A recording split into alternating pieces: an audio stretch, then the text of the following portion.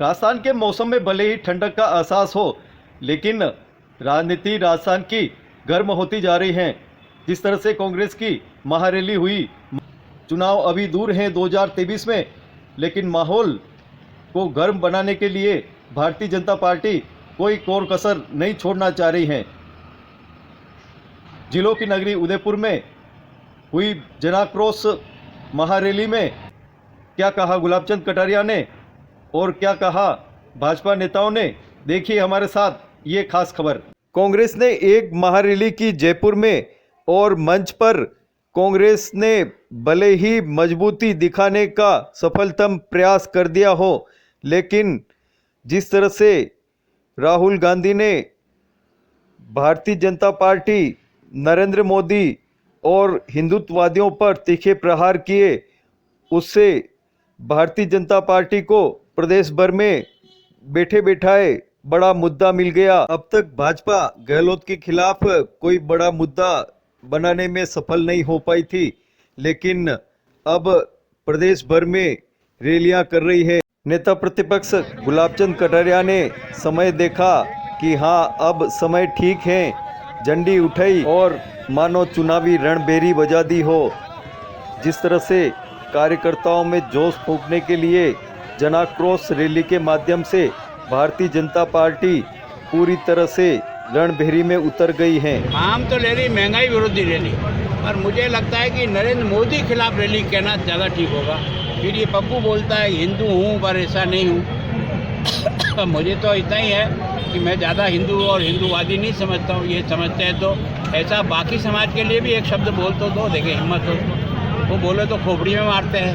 हिंदू सहिष्णु है, इसलिए आप अब चाहे जो अनर्गल प्रचार करते हो और आप हिंदू हो, तो मैंने आपसे यही सबूत मांगा कि आपकी 3 पीढ़ी, आप, आपके पिताजी और आपके पिताजी की माताजी के समय से कोई दिवाली, रक्षाबंधन या होली का त्यौहार घर में मनाया हो और कोई फोटोग्राफ हो तो वो मीडिया के माध्यम से जारी कर दो, तो हमें ये पता लगे कि आप मनाते हो कि नहीं मनाते। और उनकी अकल को भी साथ देनी पड़ेगी कि आप और आपका पप्पू हिंदुस्तान के बहादुर सैनिकों के बारे में जिस प्रकार का अनर्गल प्रचार करते हो, ये कारण से ही आप एक छोटी सी पार्टी रह गए। कभी हिंदुस्तान में राज करते थे, आप अपने कर्मों से ही समेटते जा रहे हो। इन सवालों को खड़ा कर दो, हुआ कि नहीं हुआ, तू जाके पता कर जाता है इनकी सेना के साथ टकराव हुआ कि नहीं हुआ। जो कुछ हम देख रहे हैं वो तो टीवी पे दिखाई दे रहा है, मुझे वो भी दिखाई नहीं दे रहा है। ऐसे सवाल कोई दुश्मन भी नहीं करता है देश की फौज के लिए जो आप कर रहे हो। और मैं जहाँ तक सोचता हूँ कि अगर शहादत के बारे में जांच हो रही है, जांच में से अगर कुछ निकल कर आता है तो पता लगेगा सारे देश को क्या। कटारिया का यह वक्तव्य तीखा भी है और कड़वा भी। कार्यकर्ताओं में कितनी जान फूंकेगा, संगठन कितना मजबूत होगा और राजस्थान की राजनीति पर कितना असर डालेगा, क्या भाजपा को लाभ मिलेगा, यह तो समय ही बताएगा। जय श्री राम, जय श्री राम, वंदे मातरम, जय श्री राम, जय श्री राम, जय श्री राम, केलो केलो मांगले, हरी मिस्टर मांगले, केलो केलो मांगले, हरी मिस्टर मांगले, केलो केलो मांगले, हरी मिस्टर मांगले। सरकार निकम्मी है, महिलाओं की सुरक्षा दे न सके, वो सरकार निकम्मी है, बेटियों की रक्षा कर न सके, वो सरकार निकम्मी है, बेटियों की रक्षा कर न सकी, वो सरकार निकम्मी है, जो सरकार निकम्मी है, वो सरकार बदलनी है, जो सरकार वो सरकार बदलनी है। गहलोत के तानाशाही नहीं चलेगी, नहीं चलेगी। गहलोत के अरे लाओ दोस्त ना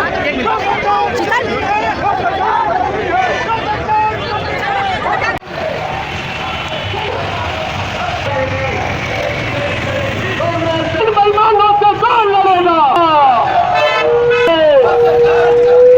इन चारों से कौन लड़ेगा, इन चारों से कौन लड़ेगा, इन बेईमानों से कौन लड़ेगा। चप्पा चप्पा, बंदे बंदे बंदे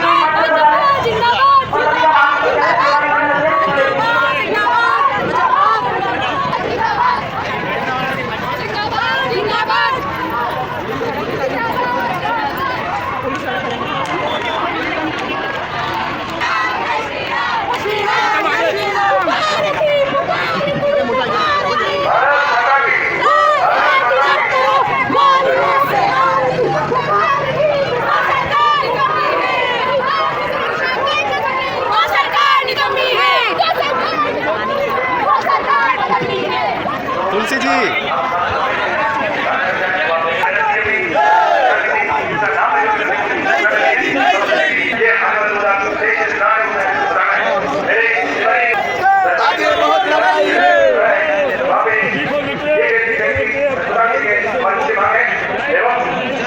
पे स्वागत और अभिनंदन करती हूँ। और मंच पर विराजित हमारे परम आदरणीय गुलाबचंद जी कटारिया साहब और सभी सम्मानित अतिथिगण और पधारे हुए सभी मातृशक्ति, आज जो जन आक्रोश रैली के माध्यम से हम आपको बताना चाह रहे हैं कि कांग्रेस सरकार किस प्रकार से अपने राजस्थान में महिलाओं के खिलाफ अत्याचार कितने बढ़ रहे हैं और जो बेरोजगारी युवाओं को रोजगार नहीं मिल रहा है, भत्ता नहीं मिल रहा है। हम सब ये जन आक्रोश रैली के माध्यम से ये दिखाना चाहते हैं कि 2023 में हमारी भारतीय जनता पार्टी की सरकार बनेगी और कांग्रेस को हम हटाएंगे। जय भारत, जय हिंद।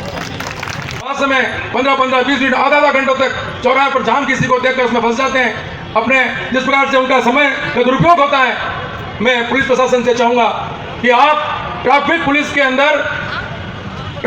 अंदर आपके कांस्टेबल है उनकी बढ़ोतरी कराकर इस ट्रैफिक व्यवस्था को सुधारें, क्योंकि यह पर्यटन नगरी है। इसके अंदर लाखों पर्यटक इस शहर के अंदर आते हैं।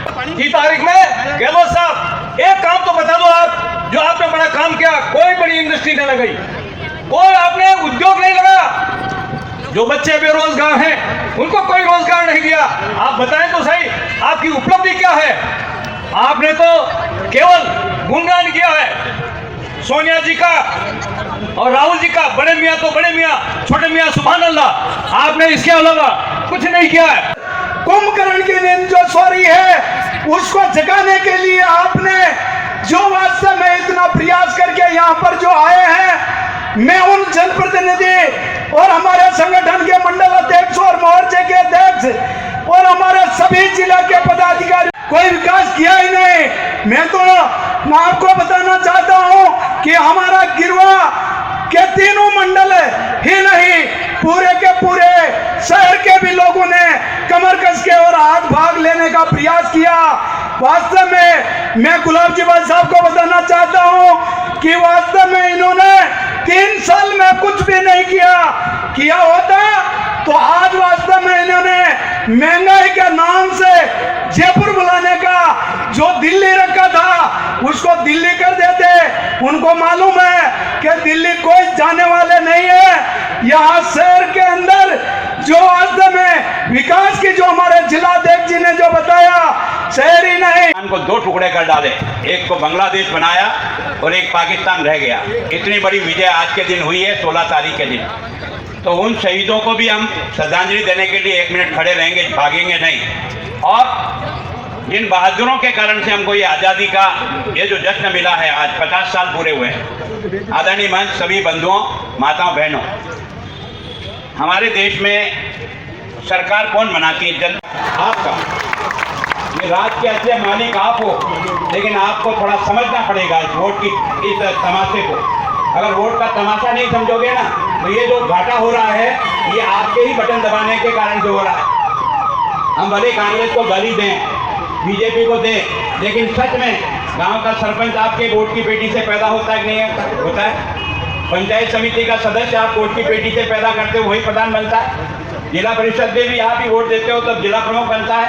एमएलए का वोट भी आप दबाते हो तब एमएलए बनता है। और जिसका बहुमत आता है वो सरकार बनाता है। और उसके पास खजाने की चाबी आप अपने धन की देते हो। ये जो राज का खजाना है ना, दिल्ली का और जयपुर का, ये गुलाबचंद जी के काका जी का नहीं है।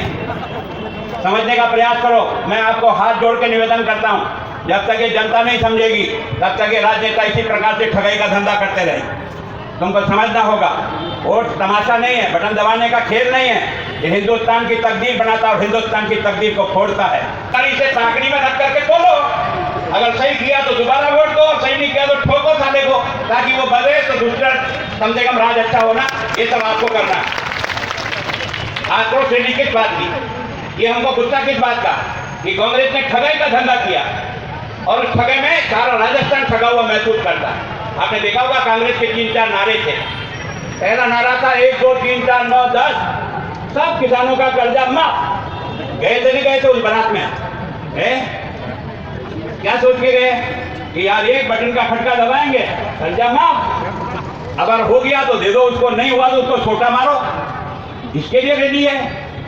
अगर उसने कहा और नहीं किया तो सजा देनी चाहिए कि नहीं देनी चाहिए? राम धर्म से बोलो। अगर मान लो मैंने भी ऐसा वादा आपसे किया और वादा खिलाफी करता हूं तो मुझे भी सजा देनी चाहिए। यह है लोकतंत्र का खेल, यह है लोकतंत्र का उत्सव। कितना 5 साल तक अब इनको कहते हैं यार जो हमारी सरकार जो हमने 18 में तुमको दी, आप अपना घर का बिल अगर संभाल के रखा तो एक निकालना 18 का नवंबर दिसंबर का बिल और एक अभी इस 21 का दिसंबर का बिल निकालना। दोनों बिल को एक आंख से देखना, तुम्हें समझ में आ जाएगा कि ठगाई हुई कि नहीं हुई।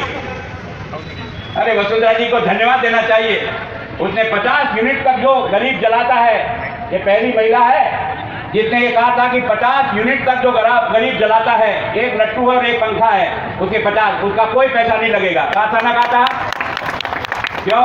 क्योंकि गरीब बड़ी मुश्किल से गस्ती चलाता है, उसका बच्चा भी लाइट का बल्ब देखना चाहता है, उसका बच्चा भी सोचता है इस बड़े मकान में तो लाइट जल रही है और मेरे यहाँ ये टमटमाई भीड़ा क्यों? तो ये लाइट तो पहुंचा दी मोदी जी ने आपके घर में, लेकिन ये जो बिजली का बिल आता है ना, ये करंट मारता है। ये जो 50 यूनिट जलाता है ना, उसको बिल कितना आता है? 800 रुपए का बिल आता है, दूसरे पैसे जोड़ करके। कितना? 800 रुपये। जो मजदूरी पे जाता है ना तक, उतना बिजली का यूनिट का पैसा जितना बनता है उतना बिल भेजो।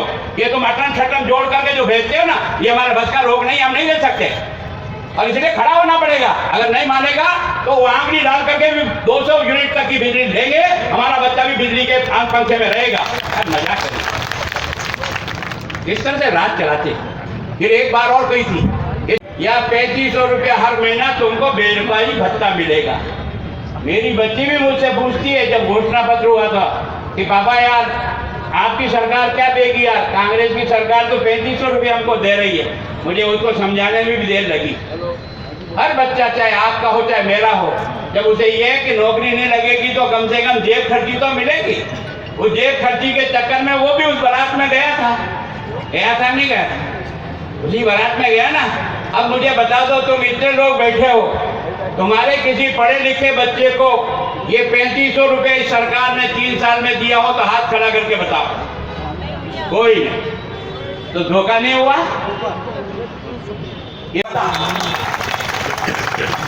ये है बीजेपी और कांग्रेस। थोड़ा फर्क करने की कोशिश करो, समझो।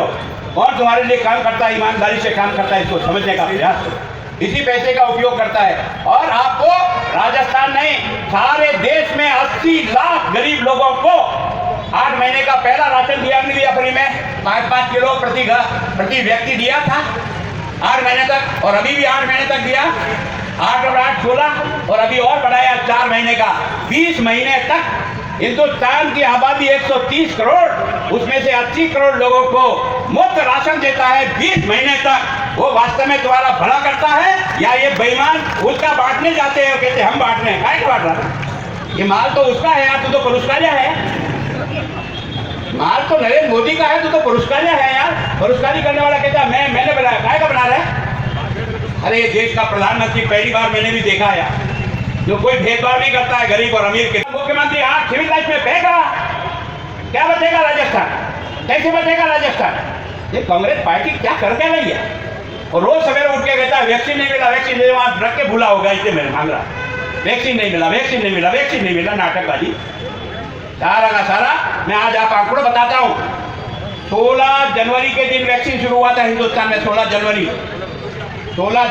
21 जनवरी, फरवरी और मार्च, इन 3 महीने में राजस्थान के वैक्सीन आई थी 1 करोड़ 5 लाख। आंकड़ा बता रहा हूँ, 1 करोड़ 5 लाख वैक्सीन दी थी दिल्ली ने। इन्होंने लगाई कितनी? 57 लाख। कितनी लगाई? 57 लाख। बाकी पड़ी रखी। अगर ये सारी वैक्सीन लगा देते ना, ये दूसरा जो महामारी आई जिसमें आपका और मेरा बेटा गया ना, वो कम से कम बच जाता तुमने की बच्ची के साथ इस देश में रेप होता है और 5 बच्चे पार्टी का एक टोपी दिलाओ तो बच्ची आपके साथ हो जाएगी। टोपी दिलाने वाला आदमी ले जाता है, रेप करता है और गला दाब के मार देता है। ऐसे हत्यारों को 2-3 महीने में सजा ठोको ना यार। क्या देख रहे हो? कानून सख्त बनाओ। और दुर्भाग्य है राजस्थान के स्कूलों में 5वीं की पढ़ने वाली बच्ची, 6वीं की पढ़ने वाली बच्ची को मार साहब रेप करते हैं। आप पर मुझे सुनकर शर्म नहीं आती? अरे राजस्थान हिंदुस्तान में बलात्कार की दृष्टि से सारे हिंदुस्तान में नंबर 1 का राज्य बन गया दोस्तों। नंबर 1 का राज्य। ए माता बहनों, अगर अपनी बहन बेटी की इज्जत बचाना चाहते हो तो इन दुष्टों से मुकाबला करो। क्या तमाशा कर रहे हो तुम लोगों ने? है ना, थाने में रेप हो जाता है, थाने में किसी बच्ची को ले जाते हैं किसी जुर्म में और उसके साथ थाने में रेप हो जाता है। ये क्या तमाशा है? अगर इसका जवाब देने के लिए खड़े नहीं होंगे ना तो ये जुर्म बर्दाश्त करते रह जाओगे। जुर्म बर्दाश्त मत करो। इस लोकतंत्र में राजनेताओं का नहीं है, राज जनता जनार्दन तेरा है। थोड़ा सा दिमाग में सोच और सोच करके मैदान जंग में उतर जा। अच्छे अच्छे पानी पी जाएंगे 2 दिन में। ये तो अभी लड़ाई की शुरुआत है, जरूरत पड़ेगी तो इससे आगे बढ़ेंगे और इनको भगा के मानेंगे। ये जो तुम नाटकबाजी कर रहे हो ना, क्या महंगाई फिरोती रहेगी? मैं पूछना चाहता हूँ, सबसे ज्यादा महंगा पेट्रोल कहाँ है? ये उदयपुर में है। कांग्रेस तेरा राज है ना। हमारे यहाँ पेट्रोल मिलता है 107 रुपया प्रति लीटर, इतना 107। और आपके बाजू में जो गुजरात है ना, गुजरात का हिम्मतनगर जाओगे ना तो वहाँ पेट्रोल मिलता है 95 रुपया लीटर। वो 95 रुपया लीटर, आपके यहाँ 107 रुपया लीटर। ये 12 रुपये का फर्क है रे भले आदमी, और कुछ नहीं करता तो बराबर तो कर दे रहे। इसके लिए आक्रोश है, पर नहीं करेगा। अच्छा, सारे दफ्तर जो है ना लूटखोरी का धंधा बन गया। आज की आपकी हुए की उदयपुर को देखे ना शर्म आती है किस प्रकार से लूटखोरी हो रही है और सारी सरकार भूमि बैठी है। ये कलेक्टर स्वयं जहां बैठता है उसकी नाक के नीचे जिस प्रकार से पैसे का लेन देन होकर के जमीनों का काम हो रहा है, क्या इसको दिखता नहीं है? क्या दुर्भाग्य है। अगर इसका मुकाबला होगा और मुकाबला करना होगा, मैं आप सबसे प्रार्थना करता हूँ, इतनी बड़ी संख्या में भी आए और आज आप महिलाओं ने हमको मात दे दिया। सच में आपको प्रणाम करता हूँ और प्रणाम करता हूँ इस बात के लिए कि आप लास्ट तक भी बैठे रहे, उठ के नहीं गए। मैं अपनी मन की पीड़ा कर रहा हूँ। आक्रोश मुझे इस बात का है कि मैं इस सरकार को रोज 3 साल से आमने सामने भुगतता हूँ। वो उधर से बोलता है, हम इधर से बोलते हैं। वो एक का जवाब नहीं देता दादा, यही तरह जाता, तालियां बजाता और निकल जाता, एक सवाल का जवाब नहीं देता। मंत्री से पूछे कि भाई तुम्हें आखिर ये फसल खराबा हुआ। मैंने 5 साल में फसल खराबा का मंत्री था, मैं दावे के साथ कह सकता हूँ मैंने 5 साल में वसुंधरा जी के नेतृत्व में जो फसल खराबा का पैसा एक तहसील में करोड़ों रुपया भेजा, करोड़ों रुपया। आज की तारीख में 3 साल हो गया, एक पाई नहीं आई है किसान को, एक पाई। क्या सरकार चला रहे हो? मजाक कर रहे हो? क्या हो रहा है? पैसा तुम्हारे पास पड़ा है, पैसा भेजना नहीं समझो और जिम्मेदारी समझे। ये देश तुम्हारा भी है, हमारा भी है। इसी देश का अन्न जल खाते हो, तुम भी खाता हूँ, मैं भी खाता हूँ। इसी का स्वाद लेकर के जिंदे हो, तो क्या इस देश को बचाओगे? नहीं। इन राजनेताओं के हाथे इस तरह से बिक जाने दोगे देश को? मैं सोचता हूँ नहीं। इसलिए आपसे प्रार्थना करने के लिए खड़ा हूँ। मेरी प्रार्थना है कि आपने बहुत धैर्य से मेरी बात सुनी। मेरा हिसाब से मैं भी कई रोज मीटिंगें करता हूँ पर लोग उठते हैं, आज कोई नहीं उठा। मैं आपका बहुत प्रणाम करता हूँ।